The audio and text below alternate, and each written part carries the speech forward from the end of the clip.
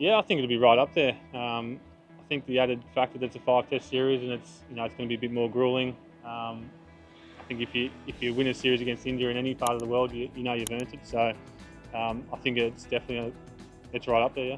Yeah, yeah. I love playing here at Perth. As you mentioned, the wicket's always a nice one to bowl pace on. It's bouncy, a few cracks later in the game potentially. So in particular, Perth Stadium I really enjoy. So yeah, looking forward to Friday.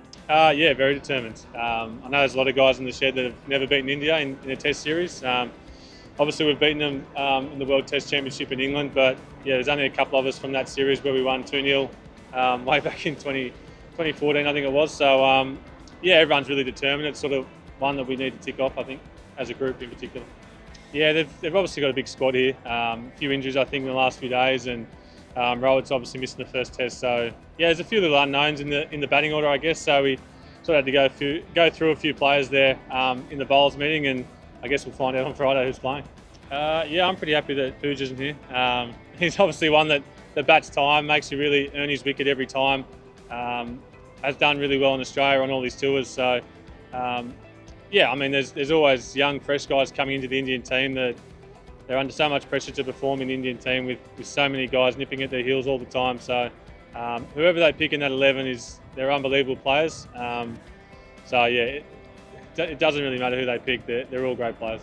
No, everyone's in focus. The top 7 for us as bowlers. I know we talk about all the players pretty equally these days. We've played a lot against India, in particular senior players like Virat. So he's done well here in the past, no doubt. So hopefully we've learnt from that over the years, and we'll have some plans for him, no doubt.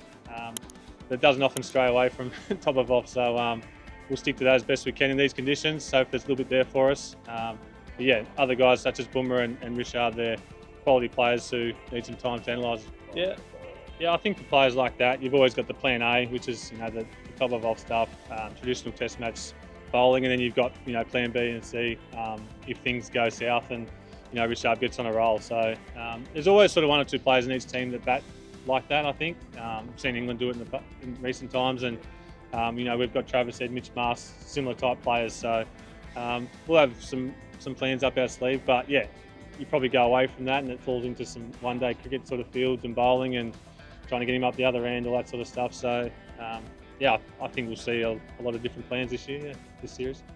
Yeah, he's obviously a class player. I think he's played 60-odd plus tests, sort of a senior player in their squad, senior bowler. A lot of the young guys look to him, but I think probably Jasper's taken that role a little bit in the last few years, and I think he'll obviously maybe captain this first game, and he's obviously a leader amongst the bowlers as well.